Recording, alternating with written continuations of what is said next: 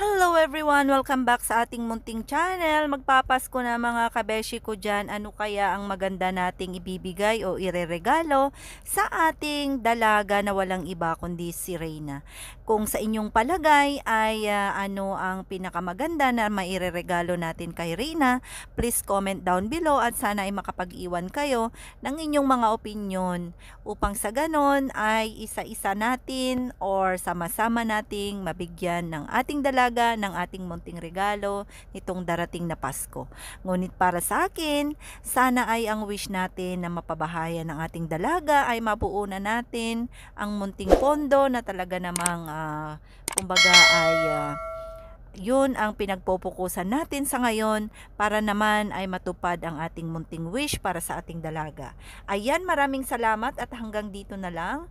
Sana po ay mai-approach nyo ang inyong mga iba't ibang GC, iba't ibang mga kumbaga ay founder o mga iba't ibang pages kung ano man po ang inyong mga saloobin at munting regalo para kay Reyna. Maraming salamat and God bless us all.